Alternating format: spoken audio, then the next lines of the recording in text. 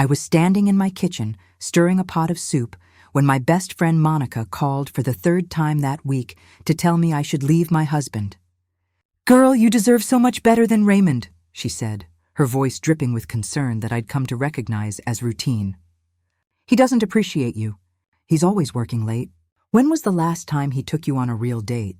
I held the phone between my shoulder and ear, tasting the soup, adding a pinch of salt.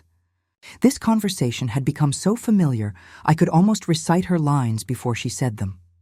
But what I didn't know, what I couldn't have imagined in that moment, was that in exactly 2 weeks I would walk into my husband's office and find Monica there with him. Not for the reason you think. Not for the affair I'd been half convinced was happening, but for something so much worse, so much more calculated, so much more devastating that when the truth finally came out, it would shatter not just one friendship, but my entire understanding of the past 3 years of my life. I'm so glad you're here. If you're watching this video, please like and subscribe to my channel and tell me in the comments where you're listening to my story from. I want to know how far it's traveled. My name is Lorraine Hughes. I'm 57 years old, and I've been married to my husband Raymond for 32 years. We have 3 grown children, 5 grandchildren, and until 2 months ago, I thought I knew exactly what my life was. I thought I understood my marriage. I thought I knew who my best friend was.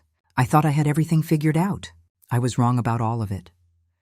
This is the story of how my best friend Monica spent 3 years systematically trying to destroy my marriage. How she planted seeds of doubt in my mind week after week, month after month, year after year. How she twisted every innocent thing my husband did into evidence of betrayal.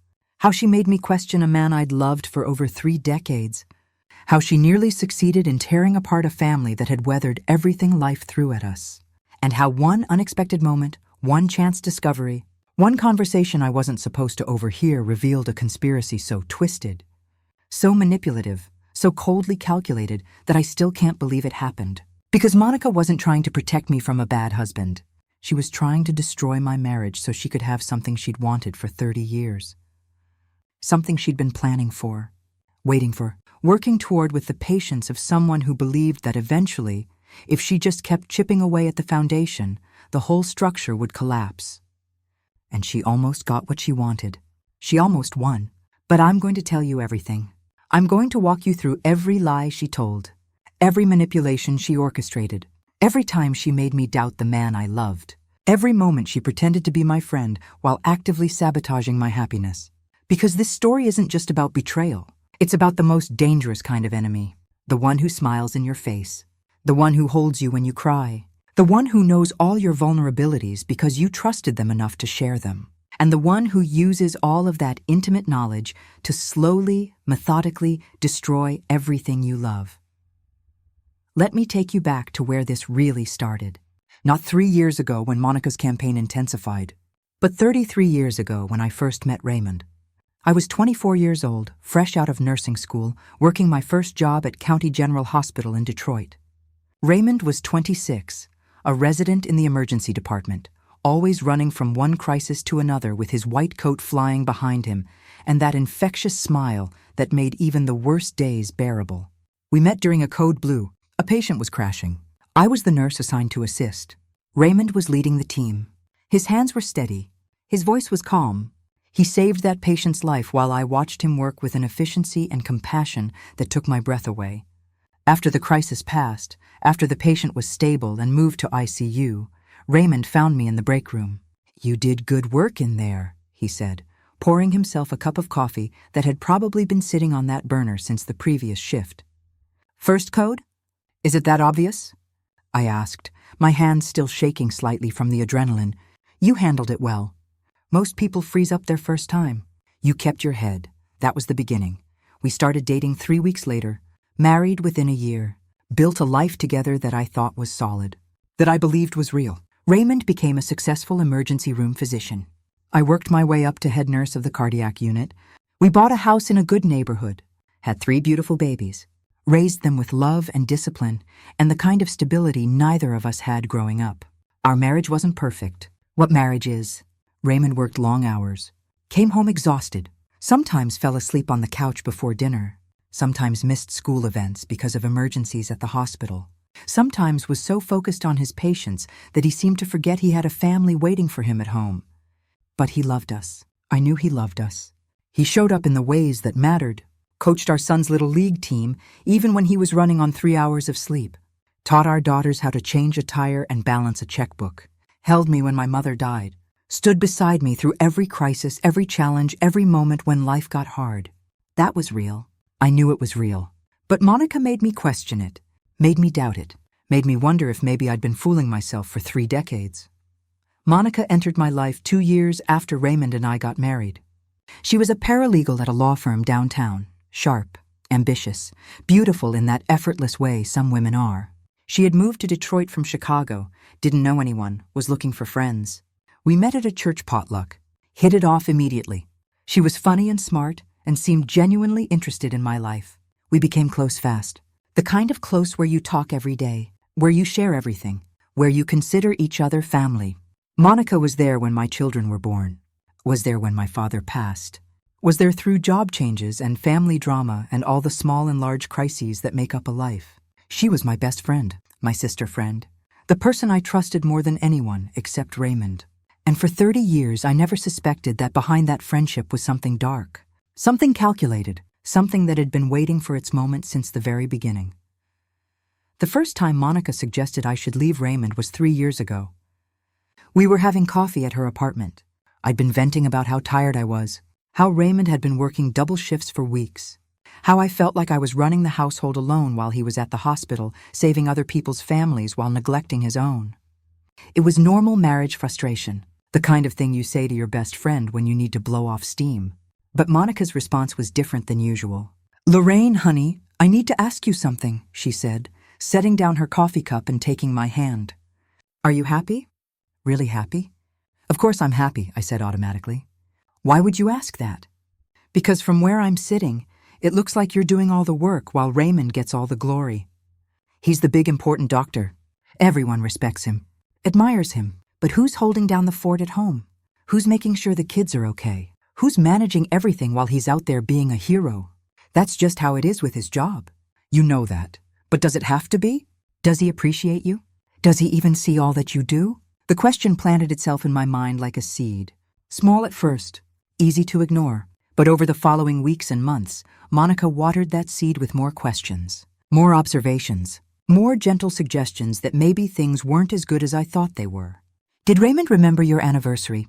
she'd ask, already knowing he'd been working a double shift that day. "When was the last time he took you out? Just the two of you? Has he noticed you got your hair done?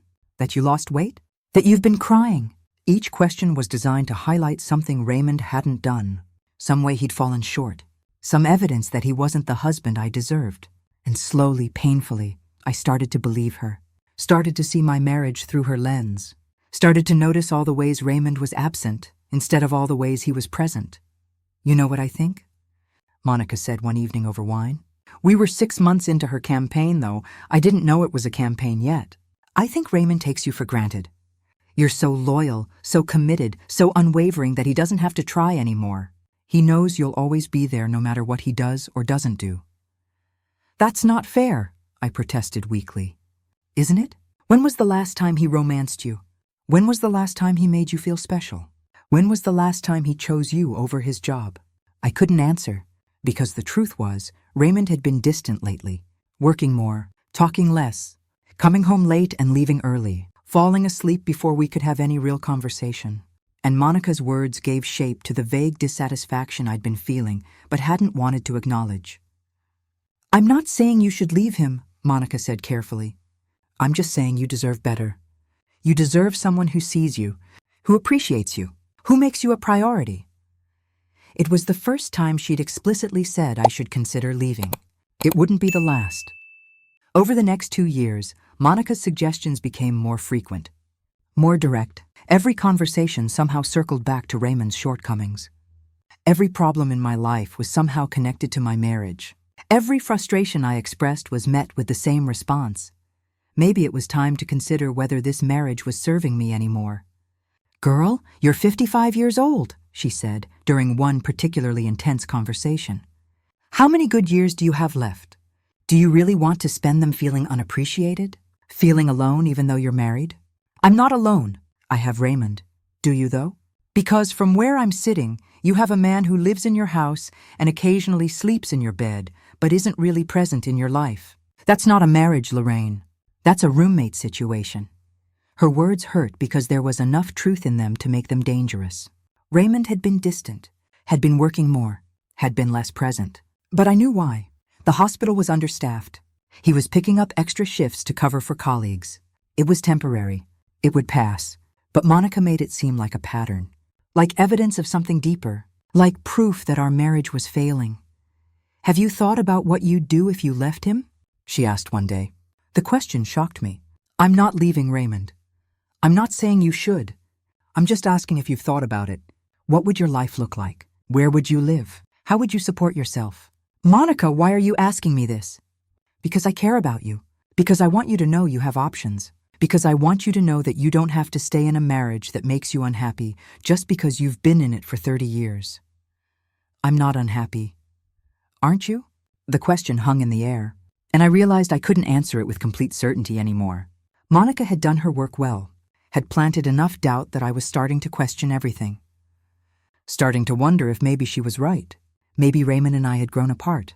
Maybe our marriage was dying a slow death, and I was too stubborn or too scared to admit it. Things came to a head about 3 months ago.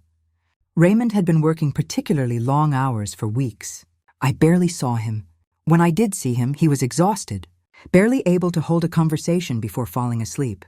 I was frustrated, lonely, starting to feel like Monica might be right about everything.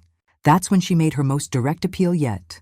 "Lorraine, I'm going to say something and I need you to really hear me," Monica said. We were at her place. She'd invited me over for what she called an important conversation. "I think you need to seriously consider divorce." The word hit me like a physical blow. Divorce? Monica, that's extreme. Is it? Think about it. Really think about it. Raymond is never home. When he is home, he's not present. He doesn't prioritize you.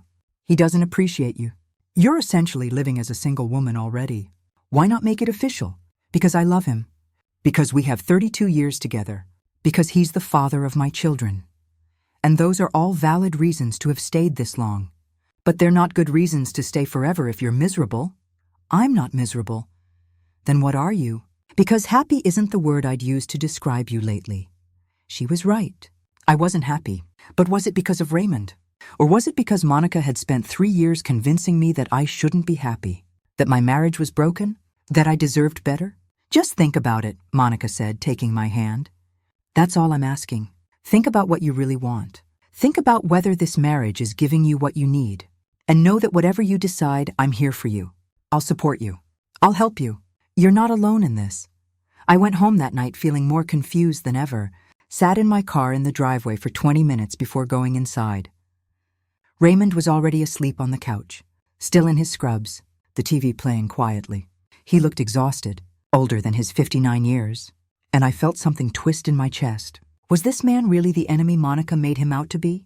Or was I seeing him through a distorted lens? The next morning, I did something I hadn't done in years. I called in sick to work. I needed time to think, time to process, time to figure out what was real and what was Monica's narrative overlaid on my reality. I made coffee, sat at the kitchen table, thought about my marriage, really thought about it, not through Monica's eyes, but through my own. And what I realized shocked me.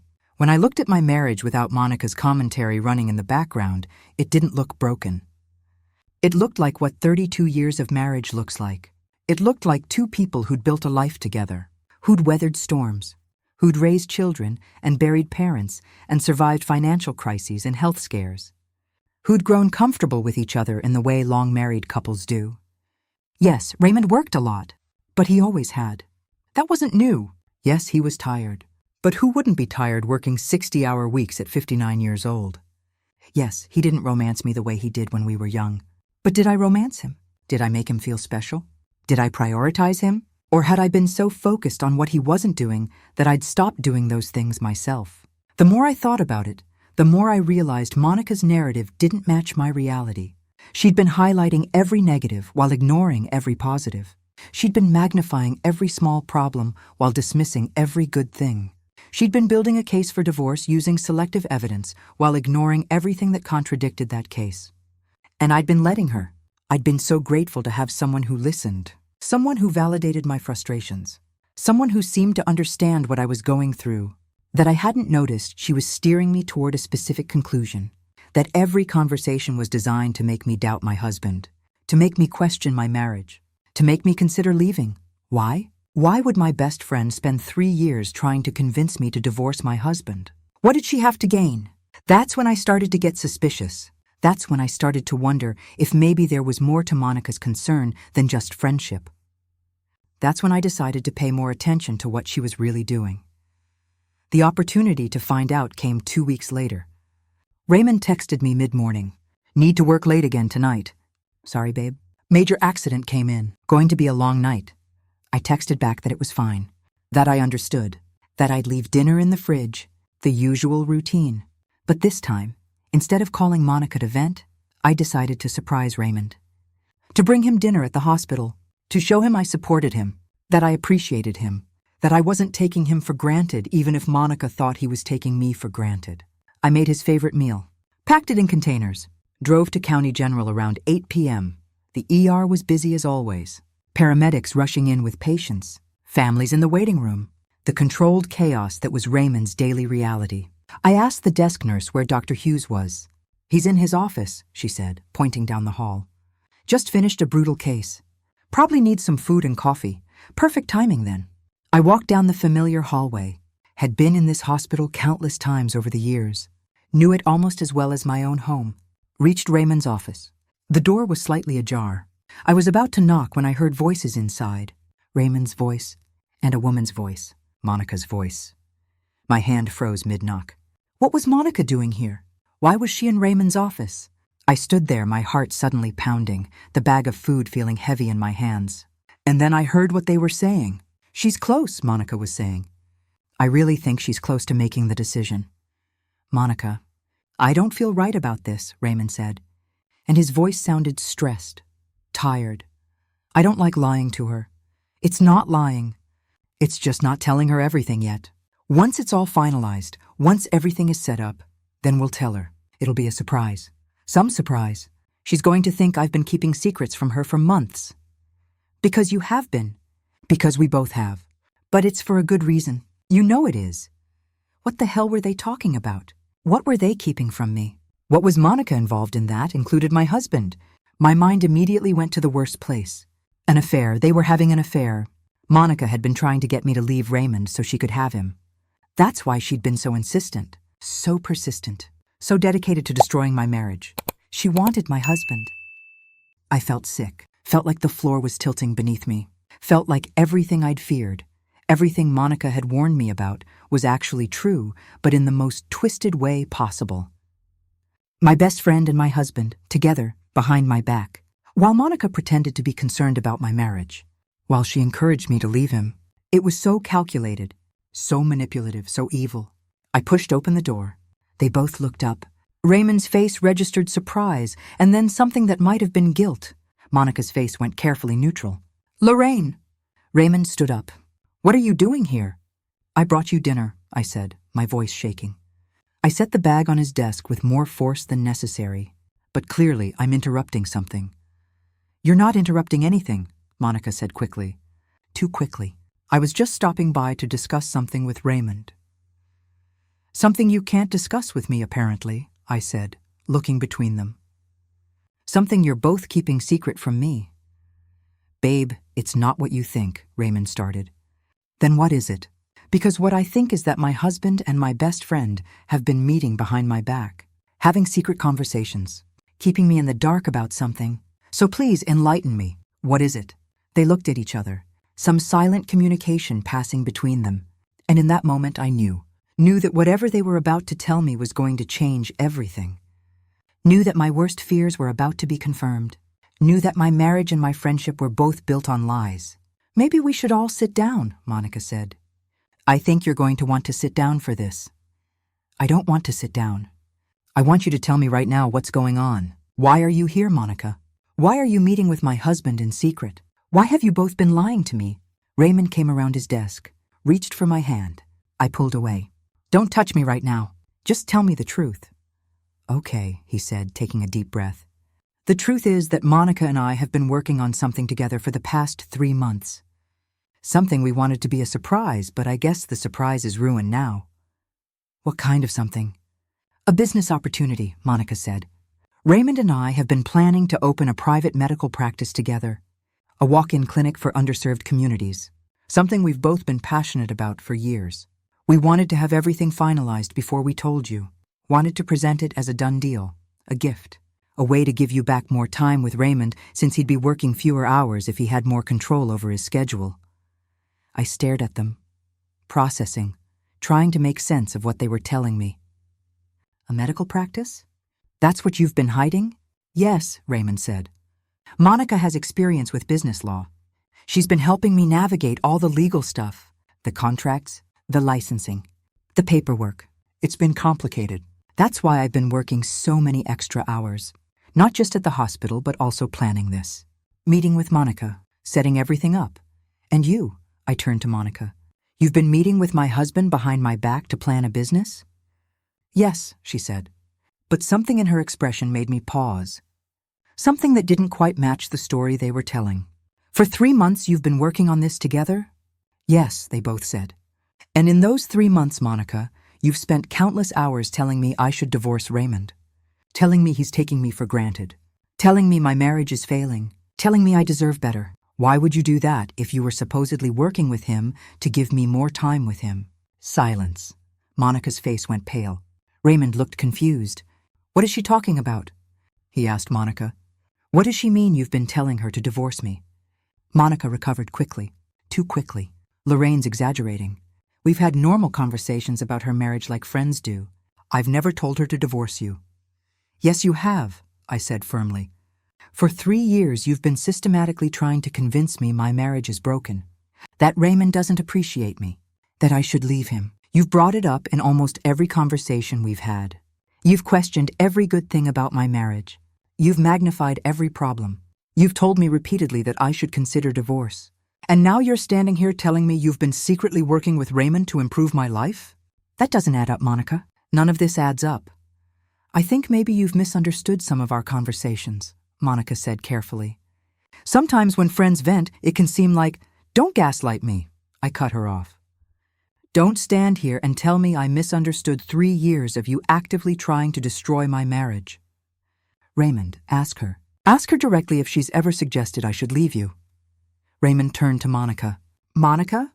She opened her mouth, closed it, seemed to be weighing her options. I may have suggested a few times that if Lorraine was unhappy, she shouldn't feel obligated to stay just because of the time invested. That's different from telling her to divorce you. Is it, though? I asked. Because from where I'm standing, it looks like you've been trying to break us up for years. And now I want to know why. What do you get out of this, Monica? What's your endgame? Another look passed between Monica and Raymond.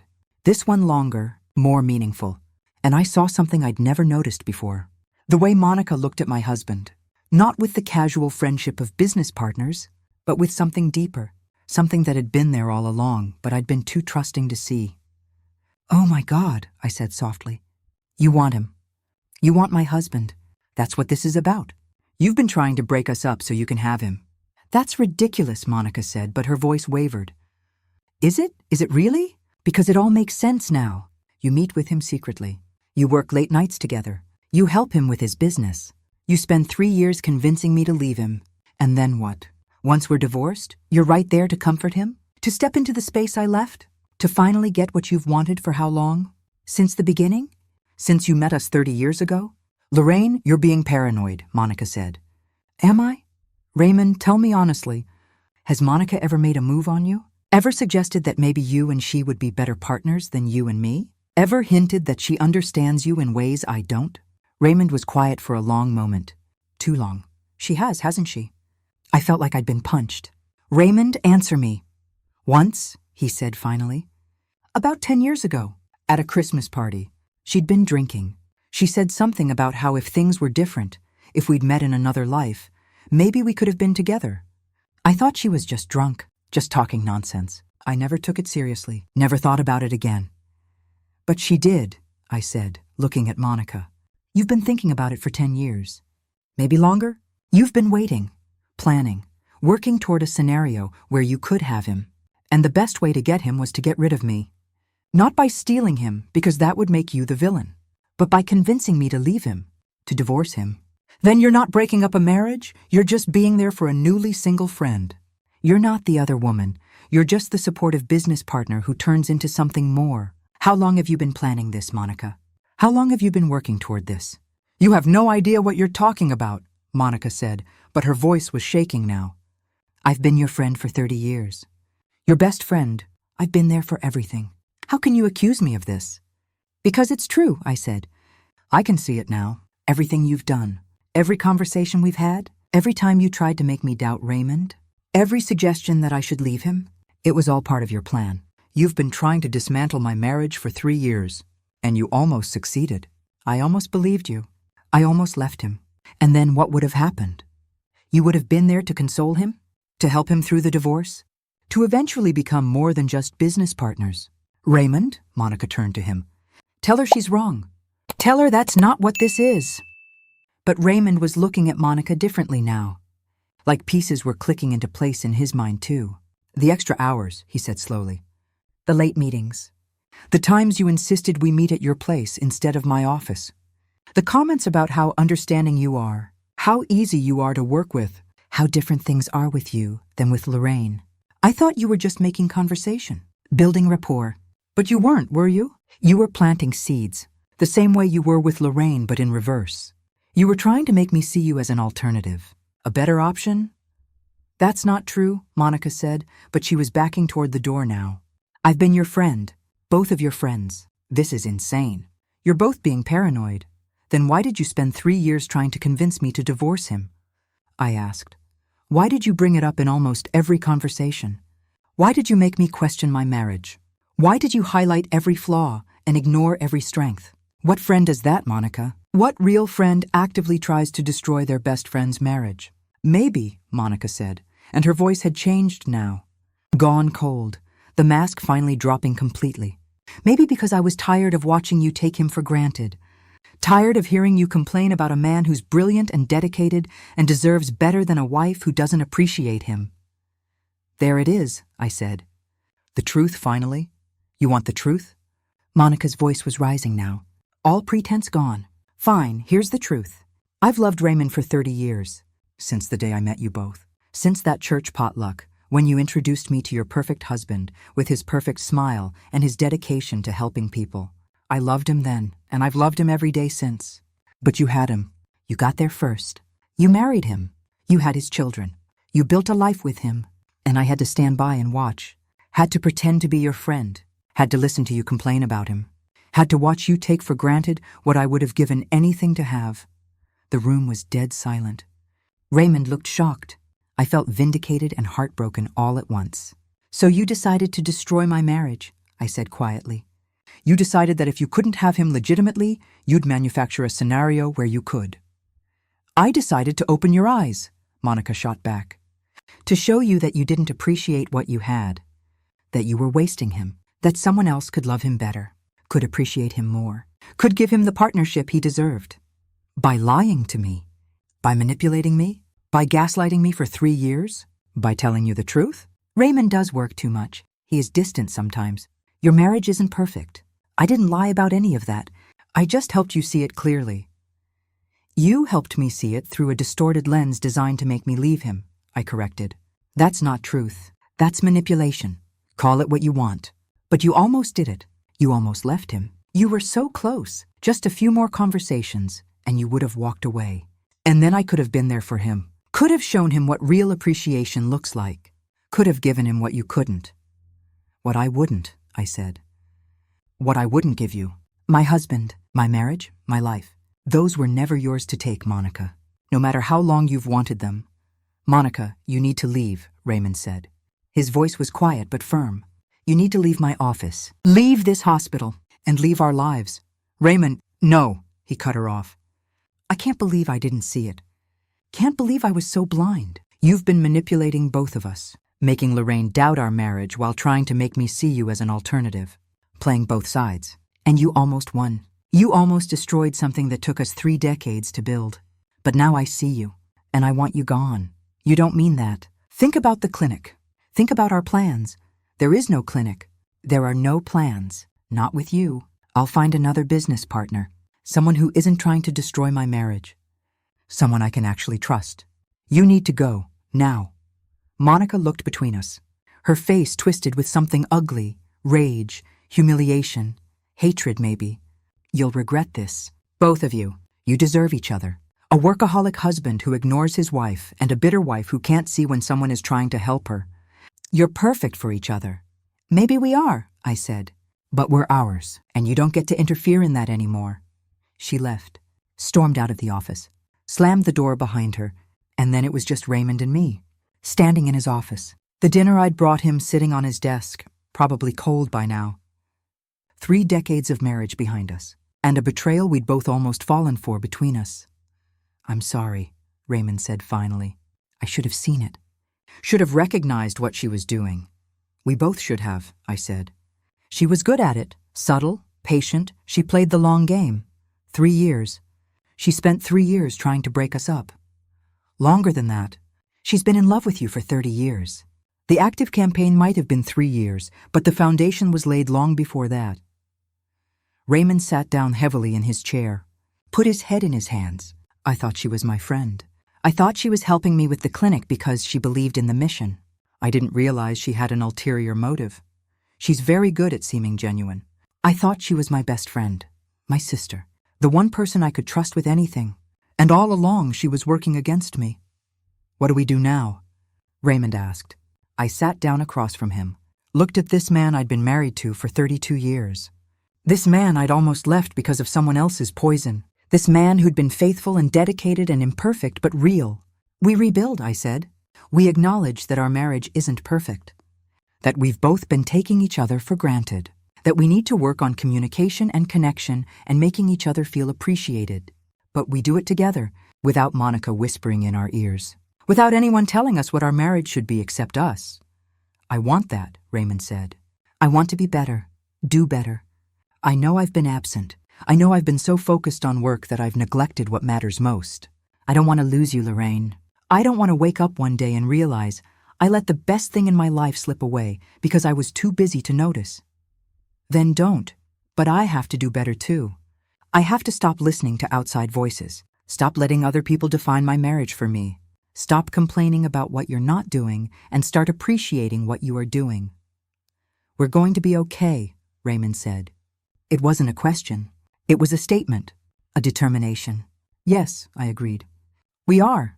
We went home together that night, ate the cold dinner I'd brought him, talked until 2 a.m. about everything, about Monica's manipulation, about the warning signs we'd both missed, about how we'd let our marriage drift, about what we wanted it to be going forward.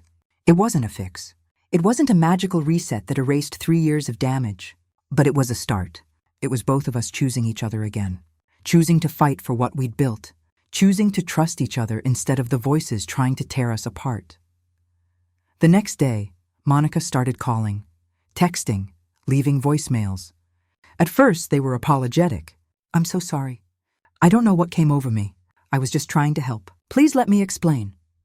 Then they became defensive. You're both overreacting. I never did anything inappropriate. I've been a good friend to you for 30 years, and this is how you treat me? Then they turned angry. Fine. If this is how you want to be, then I guess I know where I stand. After 30 years of friendship, you're going to throw me away over a misunderstanding. You deserve each other. I blocked her number, blocked her on social media, cut off every avenue she had to reach me. Raymond did the same.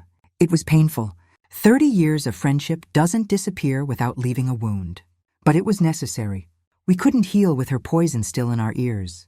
We couldn't rebuild with her working to tear us down. The weeks that followed were some of the hardest of my life.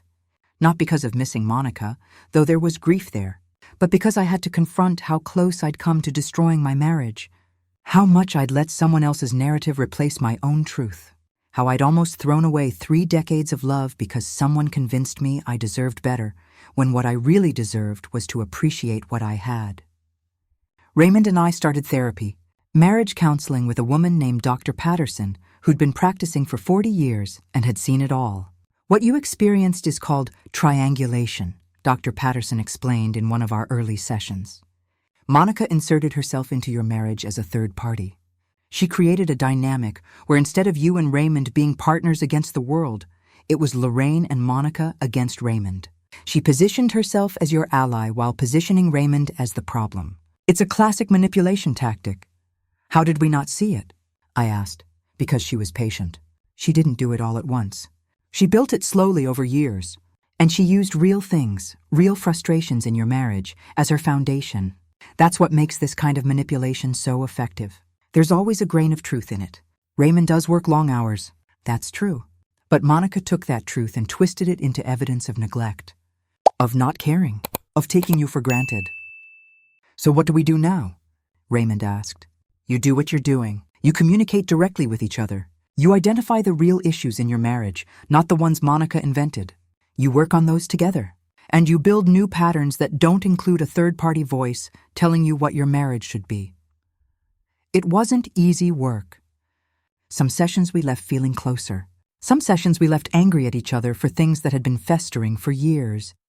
But we kept showing up, kept being honest, kept choosing each other. 3 months after cutting off Monica, I got a letter in the mail. Not from her, but from a mutual friend. Someone Monica and I had known for years. I don't know if you want to hear this, the letter said. But I thought you should know. Monica has been telling everyone that you and Raymond ganged up on her, that you falsely accused her of trying to steal your husband, that after 30 years of friendship, you cut her off for no reason. She's painting herself as the victim, and a lot of people are believing her. I showed the letter to Raymond. Do you want to respond? He asked. Do you want to tell people what really happened? No, I said after thinking about it. Let her tell her version. The people who know us, who really know us, will see through it. And the people who believe her, well, they weren't really our people anyway. But it bothered me. The idea that Monica was out there rewriting history, making herself the wronged party, gaining sympathy from people who didn't know the truth. 2 weeks later, another mutual friend called. Lorraine, I need to tell you something. Monica came to my book club last week.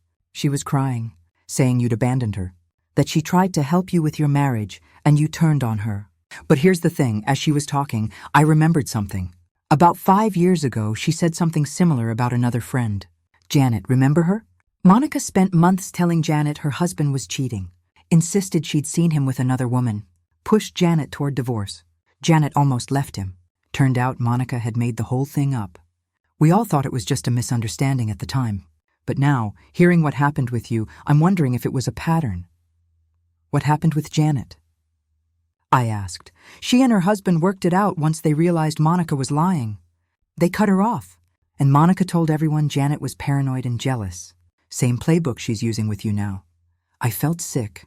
How many others? I asked. I don't know, but I'm going to start asking around. I think we need to warn people. Over the next month, a picture emerged. Monica had done this before, multiple times, always with married friends, always pushing them toward divorce. Always positioning herself as the concerned friend while actively sabotaging marriages. 3 other women came forward with similar stories. Monica had spent years trying to convince them their marriages were broken. In 2 cases, the marriages had ended. Both women later realized Monica had been exaggerating, lying, or manufacturing evidence of infidelity or neglect. She has a pattern, Dr. Patterson said when I told her about the other women. This isn't about you or Raymond specifically. This is about Monica's pathology. She targets married women, becomes their close friend, then systematically works to destroy their marriages. It's a compulsion, a need for control and power, and possibly a deep-seated belief that she deserves what other women have. But why? What does she get out of it? Power, control, the satisfaction of pulling strings. And in your case, the possibility of getting Raymond. But I'd bet that even in cases where she doesn't want the husband, she still does it. Because it's not really about the husband. It's about proving she can, that she's powerful enough to destroy something that took years to build. The revelation that Monica had done this to multiple women changed something for me. It wasn't personal. It wasn't about me not being a good enough wife or Raymond not being a good enough husband. It was about Monica's pathology, her sickness, her need to destroy what others had built. I want to warn people, I told Raymond. I want other women to know what she's capable of. Are you sure? That's going to open up a whole thing. People will take sides. It could get messy. It's already messy. And if we stay silent, she'll just keep doing it. How many more marriages does she get to destroy before someone speaks up? So I did. I wrote a post on social media. Careful, factual, no names, but enough detail that people in our circle would know who I was talking about. I recently discovered that someone I considered my best friend spent 3 years systematically trying to destroy my marriage. She used classic manipulation tactics, gaslighting, triangulation, and selective truth-telling to convince me my husband was neglecting me and that I should divorce him. When I discovered what she was doing, she admitted she'd been in love with my husband for 30 years and was trying to break us up so she could be with him. Since then, I've learned she's done this to multiple other women in our social circle. Some of their marriages survived, some didn't. I'm sharing this not to shame anyone but to warn others. Be careful who you trust with your marriage problems. Be careful who you let speak into your relationship. And if someone is consistently, persistently pushing you toward divorce, ask yourself what they have to gain from your marriage ending. The post exploded. Hundreds of comments, dozens of shares. Women came forward with their own stories, not just about Monica, but about other friends who'd done similar things. The conversation grew into something bigger than just my situation. It became about toxic friendships, about manipulation, about protecting your marriage from people who want to see it fail. Monica tried to respond, posted her own version of events, but by then, too many women had come forward with similar stories. Her credibility was shot, her reputation destroyed. She eventually left town, moved back to Chicago, cut off contact with everyone from Detroit. I heard through the grapevine that she'd started over somewhere new. New city, new friends, new targets probably. But that wasn't my problem anymore. My problem was rebuilding what she'd almost destroyed. And 6 months after cutting her out, I can say we're doing it. Raymond cut back his hours, found a better balance between work and home, started a smaller private practice with a different business partner, someone with no hidden agenda. We go on dates again. Real dates where we dress up and talk and remember why we fell in love in the first place. We take walks after dinner. We make time for each other. We prioritize our marriage in a way we hadn't been doing before. Not because Monica was right that we weren't doing it, but because her manipulation made us realize we could do better, could be more intentional, could choose each other more actively. Our kids noticed the change. "You guys seem happier," my daughter said during a family dinner. "Did something happen?" "We had a wake-up call," I told her. "Someone tried to convince us our marriage was broken." In fighting against that, we realized it wasn't broken, but it did need attention. So we're giving it attention. "What happened to Monica?" my son asked. He'd always liked her. She'd been his aunt growing up. Monica made some choices that weren't healthy for our family. We had to set boundaries. I didn't give them all the details. Didn't tell them their aunt had been trying to destroy their parents' marriage for years. They were adults, but they didn't need that burden. What they needed was to see their parents choosing each other, fighting for each other, building something strong enough to withstand attacks from within and without. A year after the exposure, Raymond and I took a trip. Just the two of us. 2 weeks in Italy. Something we'd talked about for years but never made happen. We walked through Rome hand in hand, ate too much pasta, drank too much wine, talked about everything and nothing, made love like we were young again, remembered who we were before kids and careers and the weight of 3 decades of life. On our last night in Venice, sitting by the canal as the sun set, Raymond took my hand. "Thank you," he said. "For what?" "For fighting for us, for not believing Monica's lies, for giving me a chance to be better." "You didn't need to be better. You needed to be appreciated, and I needed to stop listening to voices that told me what I had wasn't enough." "Do you think we would have made it? If you hadn't discovered what she was doing? If she'd kept pushing for another year or two?" I thought about it, honestly considered the question. "I don't know," I admitted. She was wearing me down, making me doubt everything. If it had gone on much longer, I might have believed her completely. Might have left you thinking I was doing the right thing. I'm glad you didn't. Me too. We sat in silence for a moment. Then Raymond said, "I want to tell you something. Something I never told you before." "Okay." That night at the Christmas party, when Monica made that comment about us being together in another life, she didn't just say it once. She said it several times over the years. Little comments here and there. I always brushed them off. Thought she was just being Monica. Thought it was harmless flirting. But looking back, she was testing me, seeing if I'd respond, seeing if there was any opening she could exploit. And was there? I asked, not sure I wanted the answer. No, never. But I should have shut it down harder. Should have told you.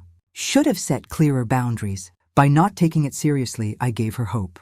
Gave her reason to think that maybe if she just waited long enough, worked hard enough, she could break us apart, and I'd turn to her. That's not your fault. You weren't responsible for her delusions. Maybe not. But I was responsible for protecting our marriage. And I didn't protect it the way I should have. We both made mistakes. We both let her in too far. We both trusted too much. But we're fixing it now. That's what matters. 2 years after cutting off Monica, I ran into her mother at the grocery store. Mrs. Davis had always been kind to me, had welcomed me into her home countless times over the decades. She looked older now, tired. "Lorraine," she said, her voice heavy with something like shame. "I owe you an apology. Mrs. Davis, you don't owe me anything. What Monica did isn't your fault, but I raised her, and I didn't see it, didn't see what she was becoming, what she was doing to people. None of us saw it. She was very good at hiding it. She called me last month, from wherever she is now, told me she's in therapy, finally dealing with whatever's been driving this behavior. She asked me to tell you she's sorry, that she knows what she did was wrong, that she hopes one day you can forgive her." I took a deep breath. Forgiveness. Was that possible? Did I even want it to be? Tell her I hope she gets the help she needs. Tell her I hope she finds peace. But also tell her that forgiveness doesn't mean reconciliation. What she did destroyed 30 years of friendship and nearly destroyed my marriage. I can forgive her for my own peace of mind, but I can never trust her again. Can never let her back into my life. I hope she understands that. Mrs. Davis nodded, tears in her eyes. "I understand. Thank you for being kind. You'd have every right to be angry. I was angry for a long time, but anger was eating me up, so I chose to let it go. Not for her sake, for mine." After Mrs. Davis left, I sat in my car for a moment, thought about Monica, wondered if she really was getting help, wondered if she'd ever do this to someone else. Wondered if true change was possible for someone with that kind of pathology. I hoped it was, for her sake, for the sake of whoever her next friends might be. But that wasn't my burden to carry anymore. My burden was making sure my own marriage stayed strong, making sure Raymond and I never took each other for granted again, making sure we built something so solid that no outside force could shake it. Today, 3 years after the exposure, Raymond and I are stronger than we've ever been. We communicate better. We prioritize each other. We protect our marriage from outside influence. We've learned to be each other's safe place instead of turning to others when things get hard. Our kids see it. Our grandkids feel it. We're modeling what a healthy marriage looks like. Not perfect, not without struggles, but committed, intentional, protected. I still think about Monica sometimes. Wonder where she is, who she's befriended, whether she's truly changed or just gotten better at hiding her manipulations. But mostly I'm grateful. Grateful I discovered the truth before it was too late. Grateful I chose my marriage over her manufactured narrative. Grateful for a husband who's willing to grow and change and fight for what we have. Grateful for the hard lessons that made us stronger. If you're watching this and you see yourself in my story, if you have a friend who's constantly pushing you toward divorce, if someone is consistently highlighting everything wrong with your marriage while ignoring everything right, please pay attention. Please ask yourself what that person has to gain from your marriage ending. Please protect what you've built from people who want to see it destroyed. Not every friend who points out problems in your marriage is trying to destroy it. Sometimes friends do need to speak hard truths. Sometimes they need to point out abuse or neglect that you're not seeing.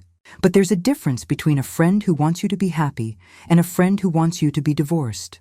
A real friend will support your marriage, will encourage communication and growth, will push you to work on your issues together. A friend with ulterior motives will push you to give up, will make every problem seem insurmountable, will constantly suggest that divorce is the answer. Learn to tell the difference. Your marriage might depend on it. And if you're the friend, if you're the one who's been whispering doubts in someone's ear, if you've been working to destroy someone's marriage for your own gain, please stop. Please get help. Please deal with whatever wound is driving you to hurt others. Because the damage you're doing isn't just to that marriage. It's to families, to children, to people who trusted you. And it's to yourself. Because eventually, the truth always comes out. Eventually, people see through the manipulation. And eventually, you'll be left with nothing but the wreckage you created. 3 years, 2 months, and 17 days after I walked into Raymond's office and discovered Monica there. I'm sitting on my back porch with my husband. The sun is setting. The air smells like the jasmine we planted last spring. Raymond's hand is in mine. We're not talking, just sitting, being together, being present, being grateful. This is what Monica almost destroyed. This peace, this partnership, this love that's been tested and refined and made stronger by fire. And I'm grateful. Grateful she failed. Grateful I fought back. Grateful for every day I get to spend with this man who chose me 32 years ago and chooses me still. Inside the house, our phone rings. I don't move to answer it. Let it go to voicemail. Whatever it is can wait. Because right now, in this moment, with my husband's hand in mine and the sunset painting the sky gold and pink, I have everything I need. Everything I almost threw away because someone convinced me it wasn't enough. But it is enough. It's more than enough. It's everything. Did you like my story? Which city are you listening from? Let's meet in the comments. If you enjoyed this story, you can support me by sending a super thanks so I can keep bringing more stories like this. Thank you so much for your sweet support. I'm looking forward to your comments on the story. On the screen, you can see 2 new life stories that I highly recommend. There's so much more on my channel. Don't forget to subscribe. See you in the next life story. With love and respect.